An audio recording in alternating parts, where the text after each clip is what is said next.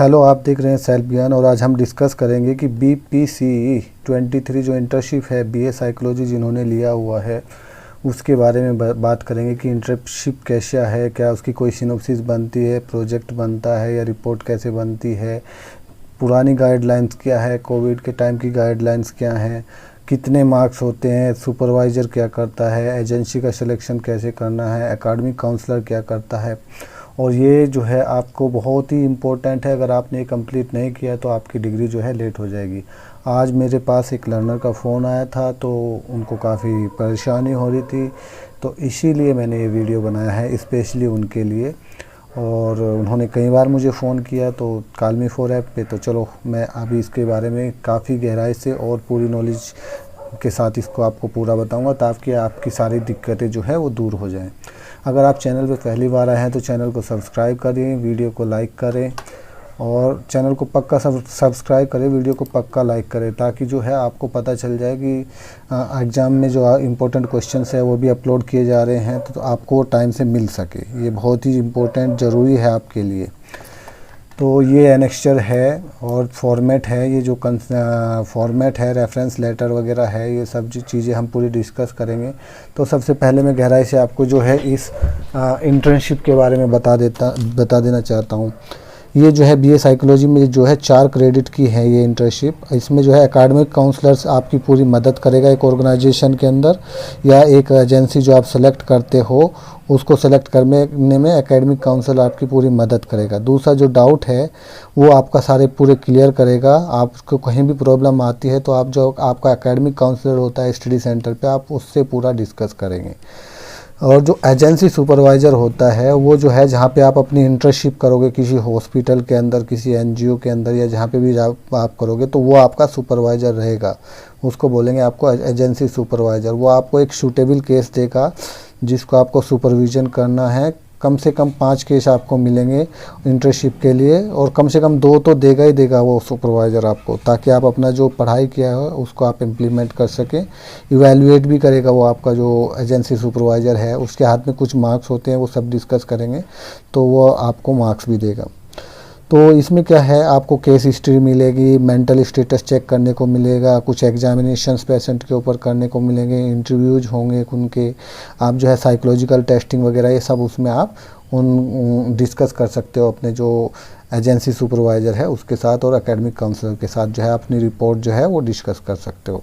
अब बात करते हैं कि एजेंसी का सिलेक्शन कैसे करते हैं, किसी हॉस्पिटल्स का या किसी NGO का या सरकारी हॉस्पिटल्स का, प्राइवेट हॉस्पिटल्स का, तो आपको कैसे सेलेक्ट करना है। सबसे पहले जो एकेडमिक काउंसलर है आपका स्टडी सेंटर का, वो या फिर लर्नर जो आप हैं, स्टूडेंट है, वो खुद सेलेक्ट कर सकते हैं।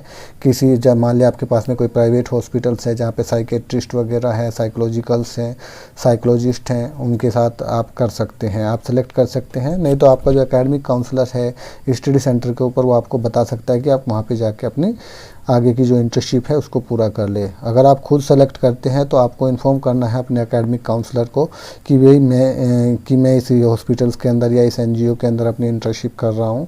तो आपको जो है अपने एकेडमिक काउंसलर को जो स्टडी सेंटर पे उसको इन्फॉर्म करना है। अगर आपको उनको लगता है एकेडमिक काउंसलर को, स्टडी सेंटर वाले को, कि ये जो है ऑर्गेनाइजेशन ठीक नहीं है, हॉस्पिटल्स ठीक नहीं है या NGO ठीक नहीं है, तो आपको इसको बदल सकता है। तो एकेडमिक काउंसलर पूरा ओवरऑल बहुत कुछ इम्पोर्टेंट इशू आपके सोल्व करता है। तो जो अप्रोच है, आपको क्या करना है, अच्छी रेप्यूटेड हॉस्पिटल्स जो हैं या ऑर्गेनाइजेशंस जो है या एजेंसी है उनसे आपको डिस्कस करना है। जो अच्छे हॉस्पिटल हैं, NGOज हैं, पब्लिक सेक्टर यूनिट है, मैन्युफैक्चरिंग यूनिट है या इंडस्ट्रीज हैं, उन सब के अंदर आप अपनी इंटर्नशिप कर सकते हो। तो जो आपको सबसे पहले जब आप अपेंडिक्स आई ये वाला अपेंडिक्स आई है, तो सबसे पहले क्या है, आपको अपेंडिक्स आई भरना है इंटर्नशिप स्टार्ट करने से पहले और ये अपने एकेडमिक काउंसलर को देना है। देखो यहाँ पे क्या है, हॉस्पिटल का नाम लिख दोगे आप, dear to hospital, dear sir madam, this is state that mister, अपना नाम लिख दोगे। इनरोलमेंट नंबर यहाँ पे, is a student of IGNOU का स्टूडेंट है एंड प्रेजेंटली जो है वो BA साइकोलॉजी जो है कर रहा है, रीजनल सेंटर दिल्ली या जो भी है आपका नोएडा, वो स्टडी सेंटर का यहाँ पे कोड लिख देंगे। As a part of BDP BA psychology programme it has been carry out internship carry करता है, वो 120 घंटे की इंटर्नशिप आपकी है, ठीक है। तो इनको जो है परमिशन जो है दे दी गई है इंटर्नशिप की और एस्टिमेटेड ऑर्गेनाइजेशन स्टीम्ड ऑर्गेनाइजेशन के अंदर। You also request to assign a supervisor, कि आप उसको एक असाइन करो सुपरवाइज़र लर्नर को, जिसके अंदर वो अपनी इंटर्नशिप पूरी कर सके। Your faithfully incharge study centre coordinator regional centre, ठीक है, यहाँ से वो लिख के दे देगा, ठीक है। तो ये जो है आपको सबमिट कर देना है अपने स्टडी सेंटर पे, तो वो हो जाएगा आपका। उसके बाद क्या है, आपने अपेंडिक्स आई भर दिया। एक आपको एक डायरी बनाना है, उसमें मेंटेन करना है और डिस्कस करना, हर एक जो आपको प्रॉब्लम आ रही है, क्लैरिफिकेशन है, डिस्कशन है, वो आपकी डायरी में मेंटेन होगा। और इसमें जो इंटरनल मार्क्स है आपके बता दो, जो एकेडमिक काउंसलर है स्टडी सेंटर वाला, वो 20 मार्क देता है। एजेंसी का जो सुपरवाइज़र है जहाँ पे आप इंटर्नशिप कर रहे हो, वो 30 मार्क देता है। तो टोटल कितने मार्क्स हो गए? 50 मार्क्स हो गए। और 50 मार्क्स का आपका जो है एक्सटर्नल मार्क्स होते हैं, वाइवा के, जो टर्म एंड एग्ज़ाम बोलते हैं। तो आपके टोटल 100 मार्क्स हो जाते हैं इस प्रोग्राम के, BPCE 023 के साइकोलॉजी वाले के। तो जो एजेंसी के जो सुपरवाइज़र मार्क है, ये ध्यान रखना, जब आपके मार्क्स देगा, आप जहाँ पे इंटर्नशिप कर रहे हो, जो आपका सुपरवाइज़र है जो वो मार्क्स देगा, वो एक सीलबंद लिफाफे में देगा। उसको जो है आपको अपने स्टडी सेंटर पे अपने एकेडमिक काउंसलर के पास दे देना है। उस लिफाफे के ऊपर स्टाम्प होंगे और साइन होंगे, उसको खुला नहीं रखना, नहीं तो आपके मार्क्स जो है ये नहीं हो कि आपने देख लिया कि कितना दिया है। वो तो अलग बात है कि क्या होता है, लेकिन इस तरीके से ये एक रूल है कि आपको लिफाफा बंद करके, सील करके, उस पर स्टाम्प मार के, साइन करके आपको एकेडमिक काउंसलर को दे देना है। फिर एकेडमिक काउंसलर उसमें मार्क्स रखेगा कि कितने उसको देने हैं। उसके पास भी 20 मार्क होते हैं, तो टोटल 50 मार्क्स हो गए। उसके बाद फिर जो एक्सटर्नल मार्क देता है, जो इंटर रीजनल सेंटर पे आपको बुलाते हैं, वाइवा वगैरह पूछते हैं, तो वो आपके मार्क्स दे देगा। तो टोटल 100 मार्क्स हो जाएंगे। उसमें से जितने आपके मार्क्स होंगे उसमें उन सबको कहाँ पे भेज दिया जाता है? SED IGNOU student evaluation division, जहाँ पे मार्क्स पूरे अपडेट वगैरह होते हैं, वहाँ पे भेज दिया जाता है। तो जो टर्म एंड एग्ज़ाम है वो वाइवा पे कंडक्ट किया जाता है, कोई एक्सटर्नल एग्जामिनर आता है वहाँ पे, वो आपके मार्क्स जो है देता है। तो इसमें और क्या बात थी कि आप जो इंटर्नशिप करते हैं वो अलग अलग होती हैं, क्लिनिकल साइकोलॉजी वगैरह भी होते हैं। उसमें क्या होता है, आपको बच्चे, बूढ़े, जवान, हर एक टाइप की पॉपुलेशंस के ऊपर आपको डाइवर्सिफाई करते हो, आपको सीखना होता है। टेस्ट करते हैं, उनके असेसमेंट करते हैं, उनके ऊपर रिपोर्ट लिखते हैं। 5 केस आपको हैंडओवर किए जाएंगे इंटर्नशिप के अंदर। उसके ऊपर आपको प्लान, इंटरवेंशंस, उसकी जांच पड़ताल वगैरह कैरी आउट करनी पड़ेगी। रिपोर्ट जो है वो एक प्रॉपर फॉर्मेट में होगी, अपने एकेडमिक काउंसलर को आप दोगे। वो जो फॉर्मेट है उसकी इन्फॉर्मेशन का, वो बीच बीच में आपको बुक के अंदर भी मिल जाएगा, ठीक है। और कुछ होते हैं MSc, जैसे मेंटल स्टेटस एग्जामिनेशंस कैसे कैरी आउट करते हैं, वो जो आपने इसमें पढ़ते हो, काफ़ी इंपॉर्टेंट चीज़ें आपकी हैं जो आपके कोर्स में आप पढ़ते हो। और जो अपेंडिक्स वगैरह है वो सब आप 34 पेज हैं, ये सब करते हैं। तो चलो मैं अपेंडिक्स बता देता हूँ। ये सबसे पहले मैंने बता दिया आपको, ये फॉर्मेट है, रेफरेंस लेटर है जो अपने एकेडमिक काउंसलर रीजनल इंचार्ज के पास जो देगा कि भाई आप गाइड अपॉइंट कीजिए। उसके बाद अपेंडिक्स 2 है, ये एक कंसेंट लेटर है। ये इसके अंदर लिखा गया है कि इंटर्नशिप जो है BDP BA programme IGNOU carried out by mister, आपका नाम आ जाएगा यहाँ पे, आपका रोल नंबर यहाँ पे आ जाएगा। तो किसके सुपरविज़न में कर रहे हैं, वो सुपरवाइज़र जो जहाँ पे आप किसी हॉस्पिटल में जा रहे हो, वो अपना यहाँ पे नाम लिखेगा, अपने यहाँ पे साइन मारेगा, अपनी रैंक लिखेगा, मतलब वो कौन सी पोस्ट पे, डॉक्टर ऑफ साइकेट्रिस्ट है, साइकोलॉजिस्ट है, जो भी जिस डेजिग्नेशन में उस हॉस्पिटल के अंदर है, आप उसका एड्रेस लिखेगा और वहाँ पे जब वो साइन करेगा उसकी डेट यहाँ पे वो डाल देगा। तो ये कंसेंट लेटर हो गया। तो ये भी अपनी रिपोर्ट में लगाना है। उसके बाद अपेंडिक्स ये 3rd है, डिक्लेरेशन देना है। यहाँ पे अपना नाम लिखोगे और ये लिखेंगे कि लर्नर जो है BA साइकोलॉजी का पार्ट 3rd का जनवरी सेशन या जुलाई सेशन जो है उस पर टिक कर देना। ईयर जो है जो भी जिस साल में आप पढ़ रहे हो, स्टडी सेंटर का कोड यहाँ पे, रीजनल सेंटर का कोड यहाँ पे डाल दोगे। उसकी इंटर्नशिप जो है एट उस हॉस्पिटल का नाम वगैरह, ऑन फ्री विल, और उसमें जो है जो स्टैंडर्ड है उस ऑर्गेनाइजेशंस का वो ठीक है, और वो उसके अंदर वो जो है इंटर्नशिप कर रहा है। तो यहाँ पे आपको लर्नर को अपना साइन मारना है, अपना नाम लिखना है, अपना इनरोलमेंट नंबर, डेट, और यहाँ पे दिल्ली 1 जहाँ के रहने वाले हो प्लेस का नाम लिख देना। तो ये एक डिक्लेरेशन हो गया। ये जो है इवैल्यूएशंस का दिया हुआ है इसके अंदर, जो वो फॉर्म भर के भेजते हैं। जैसे मान लिया एकेडमिक काउंसलर है, मैंने बताया था कि 20 मार्क्स हैं उसके पास, 30 मार्क्स हैं, तो 30 मार्क्स में से वो आपको यहाँ पे जितने भी देगा वो यहाँ पे लिख देगा। और जो इंटरनल मार्क्स हैं जो सुपरवाइज़र के हाथ में है वो भी 30 मार्क है, वो भी अपने मार्क्स यहाँ पे दे देगा और आपको इसको सीलबंद भी लिफाफे में करना है। यहाँ पे जो एक्सटर्नल एग्जामिनर है वो कुछ ना कुछ पॉइंट लिख सकता है, एकेडमिक काउंसलर जो है वो अपने लिख सकता है, अगर वो अपना नाम लिखेगा, सिग्नेचर यहाँ मारेंगे तो ये एससीडी में चल जाएगा, ये आपका काम नहीं है, ठीक है। और ये जो है सर्टिफिकेट जो है सर्टिफिकेट है कि आपका नाम बीडीबी प्रोग्राम, ठीक है, सक्सेसफुली कंप्लीटेड कर लिया इसने BPCE 023। यहाँ जो जिस ऑर्गेनाइजेशन में आपने किया है उसका नाम आ जाएगा। यहाँ पे लर्नर अपना पूरा डाटा भर देगा, यहाँ पे जो है एकेडमिक काउंसिल अपना पूरा डाटा भर देगा। यहाँ पे जहाँ जिस हॉस्पिटल वगैरह में आपने जो है एजेंसी सुपरवाइजिंग किया है वो आपका पूरा भर जाएगा। उसके भरने के बाद आपको ये हो गया इसका सर्टिफिकेट एनेक्चर 5। और ये आपको करने की ज़रूरत नहीं है, ये बिल्स जो है वो इग्नू से अगर जो इंटर्नशिप का कोई हॉस्पिटल चार्ज करता है तो वो अपने आप इसको पूरी कार्रवाई करेगा और जो है और ये जो अपना स्टडी सेंटर वगैरह है वो उसको करेगा। तो आपके काम के यही 3-4 वो थे, तो ये मैंने आपको पूरा बता दिया है।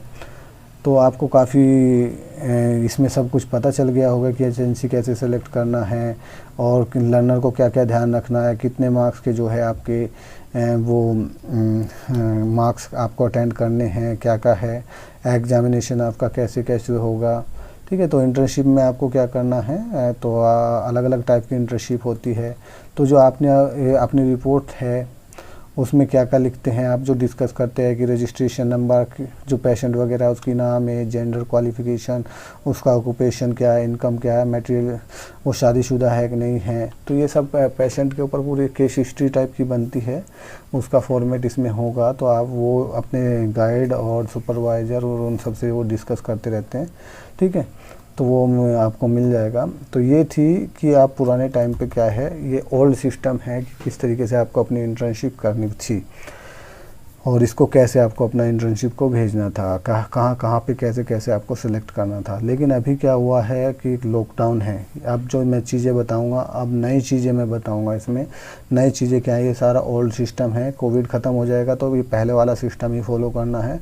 अब जो है कोविड सिचुएशन है प्रेजेंट टाइम में, तो कोविड-19 की वजह से सब कुछ बंद है, तो अब ये इंटर्नशिप क्या करेंगे, तो कोई हॉस्पिटल्स भी नहीं ले रहे हैं कोविड की वजह से। तो लेकिन जो लर्नर्स हैं उनको अपना जो है कंप्लीट करनी है अपनी ग्रेजुएशंस की डिग्री या मास्टर्स की डिग्री, तो यूनिवर्सिटी ने क्या किया है, ऑनलाइन इंटर्नशिप के लिए निकाला है, ठीक है। तो इन्होंने एक गाइडलाइन दिया है यहाँ पे जनवरी 2000 सेशन को, 18 जनवरी 2000 सेशन को उसको MA और जो BA साइकोलॉजिकल है जिनका 3rd ईयर है, बिफोर या ड्यूरिंग, जिन्होंने जुलाई 2020 में एडमिशन लिया है साइकिल्स के अंदर तीसरे साल का, इट इज़ नॉट एप्लीकेबल, उन लर्नर के लिए एप्लीकेबल नहीं है जिनका 3rd ईयर जो है जनवरी 2000 एडमिशन साइकिल से या उसके बाद से स्टार्ट हो रहा है, उनके लिए नहीं है। ये उनके लिए है जिन्होंने जुलाई 2020 में एडमिशन लिया था और अभी फ़िलहाल जो है उनको अपनी इंटर्नशिप की रिपोर्ट जमा करनी है। तो गाइडलाइन को बहुत केयरफुली पढ़ना है। ये BPSC 23 के बारे में पहले हम बात करेंगे। अगर आपको कोई भी प्रॉब्लम आती है तो इस मेल पे आप मेल करके आप कंफर्म कर लेना प्लीज़। internship@ignou.ac पे मेल करो, अगर आपको कोई भी डाउट है वो आपके रिप्लाई करेंगे। और आप इंटर्नशिप से कोई भी रिलेटेड पक्का उस पर फुल डिटेल लिखना, इनरोलमेंट नंबर, नाम ये। और हमें जो है अभी कोई प्रोजेक्ट गाइड नहीं मिल रहा है, सुपरवाइज़र में नहीं मिल रहा है, हॉस्पिटल नहीं मिल रहे, तो या फिर ऑनलाइन इंटर्नशिप में हमें ये दिक्कत आ रही है, वो सब यहाँ पे लिख सकते हैं। इंट्रोडक्शन में इसने बताया दिया है कि अभी ऑनलाइन इंटर्नशिप आपकी चलेगी, ठीक है। BA साइकोलॉजी के लिए BPSC 23 के लिए 120 घंटे की इंटर्नशिप है, वो हम डिस्कस कर चुके हैं। ये जो कोर्स है इंटर्नशिप करने से पहले इनको अच्छे से पढ़ लेना है। साइकोलॉजी के जो आपके कोर्स हैं, रेगुलर जो इंटर्नशिप है वो क्या बता है, रेगुलर इंटर्नशिप के लिए उसमें बताया दिया है कि जो स्टेप्स हैं, लेकिन लर्नर जो है रेगुलर इंटर्नशिप कर सकते हैं 3rd ईयर के, लेकिन ये फैसिलिटी अभी अवेलेबल नहीं है। तो रेगुलर इंटर्नशिप की तो बैकग्राउंड नॉलेज आपको उसकी जो BA साइकोलॉजी के जो कोड है उनकी पहले होनी चाहिए। तो अभी कोविड-19 की सिचुएशन में इन्होंने क्या किया है कि लर्नर जो फाइनल ईयर के हैं, जिन्होंने जुलाई 2020 में एडमिशन लिया है, फ़ी वगैरह पेड की है, तो वो ऑनलाइन इंटर्नशिप को कैरी करेंगे ऑनलाइन इंटर्नशिप के लिए। तो उसके प्रोविज़न के लिए क्या बताया इन्होंने, जनवरी 2000 सेशन या उसके लेट वाले नहीं करेंगे इसको, तो आपको अपना प्रपोजल इस पे भेजना है internship@ignou.ac.in ईमेल के थ्रू इस पे आपको अपना प्रपोजल भेजना है कि मैं ऑनलाइन इंटर्नशिप करना चाहता हूँ। और जो लेंगे लर्नर जो है वो उसको चेक करेंगे, चेक करने के बाद जो है वो उनको बोलेंगे कि ठीक है आप जो है अपना कर सकते हो। तो ऑनलाइन इंटर्नशिप के लिए क्या क्राइटेरिया है इन्होंने बताया गया है कि इंटर्नशिप जो है ऑर्गेनाइजेशन जो ऑलरेडी ऑनलाइन इंटर्नशिप दे रही है वही इसके लिए एप्लीकेबल है, और लिंक और ब्राउचर जिस और स्ट्रीम में आप करना चाहते हैं ऑनलाइन इंटर्नशिप उस ऑर्गेनाइजेशन के अंदर वो चीज़ होनी चाहिए। ठीक है, यानी कि जैसे क्लिनिकल साइकोलॉजी है, अगर वो करा रहे हैं तो उसमें तो वो उनके पास होना चाहिए, जो स्पेशलाइजेशन है वो उसमें अंदर होना चाहिए। ठीक, यही इसमें लिखा गया है। ड्यूरेशन जितना है 120 घंटे बीडीपी के लिए वो आपको पूरा करना है। उसमें roles play, group discussion, psychological test, exercise ये सब आपकी कराई जाएंगी। ठीक है, तो अब और इसमें यह भी लिखा गया है कि ऑनलाइन इंटर्नशिप जो है लर्नर को वही एजेंसी प्रोवाइड कर सकती है ऑनलाइन इंटर्नशिप जो RCI रजिस्टर्ड क्लिनिकल साइकोलॉजिस्ट वगैरह हो जिन, ठीक है, जिस एजेंसी में। Internship need to be carry out on, एक ही ऑर्गेनाइजेशन के अंदर आपको पूरी इंटर्नशिप आपको करनी है। और वो इसको जब आप उसको मेल कर दोगे वो उसको चेक बैक करेंगे, तब आपको जो है प्रपोजल देंगे कि हाँ आप कीजिए। तो आपको क्या क्या प्रोसीजर इसमें फॉलो करना है अप्रूवल के लिए। तो सबसे पहले इसने बताया कि एक लर्नर जो है वो ढूंढेगा ऑनलाइन इंटर्नशिप कहाँ पे हो रही है, और फिर वो फॉर्मेट जो है वो सबमिट करेगा internship@ignou.ac.in पे, और फिर जो है कम्युनिकेट करेगी ऑर्गेनाइजेशन को, इन्फॉर्म करेंगे कि एजेंसी नीड, एजेंसी जो है उसको कोई एक सुपरवाइज़र अलॉट करेगी लर्नर को। पहला ही वाला है वो, उसको उसके साथ आपको डिस्कस करना है। फिर वो एक कंसेंट लेटर देंगे रिगार्डिंग ईमेल्स के ऊपर एजेंसी सुपरवाइज़र से, जो बुक में मैंने पहले डिस्कस कर चुका हूँ। तो इग्नू जो है ऑनलाइन इंटर्नशिप के लिए कोई भी अमाउंट पे नहीं करेगा, इन्होंने ये बताया हुआ है। तो प्रपोजल्स के अंदर आपको निम्नलिखित सारी चीज़ें होनी चाहिए। 14 पॉइंट्स है इसके अंदर, यहाँ तक ये 14 पॉइंट है, आप इनको अच्छे से पढ़ सकते हो। तो इसमें क्या है, नाम उस ऑर्गेनाइजेशन का नाम लिखना है जिसमें आप इंटर्नशिप करना चाहते हो, कब से इंटर्नशिप स्टार्ट हो रही है, अपना नाम, अपना रोल नंबर, एडमिशन साइकिल आपका कब से है, जनवरी 2020 से है या जून 2020 से है, जो भी है वो लिखना है। ईमेल नंबर, मोबाइल नंबर लिखना है, अपना प्रोग्राम, और अपनी 223 BP जो भी है वो आप BEC जो भी है आपका 23 वगैरह वो लिख देना है। और क्या आपने कोर्स पहले लिए हुए हैं BA साइकोलॉजी के लर्नर्स के लिए, ये आपको लिखना है यस नो। रीजनल सेंटर का, स्टडी सेंटर का कोड लिख लेना है। सुपरवाइज़र की आपकी एजुकेशनल क्वालिफ़िकेशन लिखनी है, जिसके अंदर में आप जो है क्लिनिकल साइकोलॉजी या सुपरवाइज़र जो है वो आवश्यक होना चाहिए। RCI ऑर्गेनाइजेशन वो क्लिनिकल साइकोलॉजिस्ट होना चाहिए। ठीक है, नाम, एकेडमिक काउंसलर का नाम लिखना है, परमिशन लेटर लगाना है ईमेल सूट पे। Without internship proposal will not be approve, वो अप्रूव नहीं होगा। डिटेल ऑफ ऑर्गेनाइजेशन की डिटेल लिखनी है जो इंटर्नशिप को ऑर्गेनाइज करती है, उसकी स्ट्रक्चर, उसकी एक्टिविटी, वेबसाइट, ये सब चीज़ें उसमें होनी चाहिए। अदरवाइज जो है आपका ऑनलाइन प्रपोजल जो है वो नहीं होगा। तो ये थी, और इग्नू जो है अप्रूवल लेटर देगी ईमेल्स के द्वारा। तो आपको इसका और कंसर्न लेटर जो है वो ईमेल से एजेंसी सुपरवाइज़र से आप ले सकते हो, जो हैंडबुक के अंदर दिया हुआ है। बाकी आप इसको आप गहराई से आप समझ ही गए होंगे। तो यहाँ पे वीडियो काफ़ी लंबा हो गया है, फिर भी अगर आपको कोई डाउट होता है तो आप जो है मुझे कमेंट भी कर सकते हैं, और कॉल मी फॉर ऐप पे मुझे सेल्फ ज्ञान सर्च करके कॉल कर सकते हैं।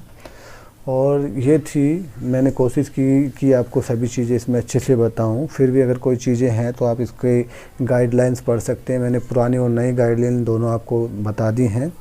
और पहले वाली जो गाइडलाइन है वो काफ़ी अच्छी थी, क्योंकि आपको क्या है, किसी हॉस्पिटल में जाना है, केस स्टडीज बनाना है, अपने गाइड रिपोर्ट्स बनाने हैं, गाइड के साथ डिस्कस करना है, सुपरवाइज़र के साथ डिस्कस करना है, और अपनी रिपोर्ट बना के अपलोड कर देना है। मार्क्स आपको मिल ही जाएंगे।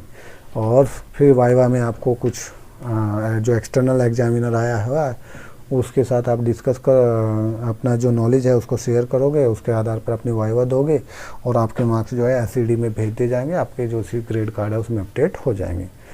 तो लेकिन जो ये ऑनलाइन वाला सिस्टम है और सर्च आउट करने वाला सिस्टम है, थोड़ा सा मुझे अलग लग रहा है। और आपका क्या व्यू है इस बारे में मुझे कमेंट करके बताएं। और फर्दर अपनी इस चीज़ के लिए है जो आपके जो गाइड हैं आपके स्टडी सेंटर के ऊपर, जो साइकोलॉजिस्ट हैं के कोर्स किया हुआ है उनसे, क्योंकि वो उस रास्ते से निकले हुए हैं, वो आपको अच्छी गाइडेंस देंगे और कुछ ना कुछ बताएंगे, कुछ अच्छा ही बताएंगे। और इसको टाइम से कंप्लीट करना है, क्योंकि आप थर्ड ईयर में हैं, अगर आप नहीं करोगे तो आपकी ड्यूरेशन जो है कोर्स की वो बढ़ जाएगी और डिग्री 3-4 साल 5 साल ऐसे खिंचती रहेगी। तो ऐसे नहीं करना है।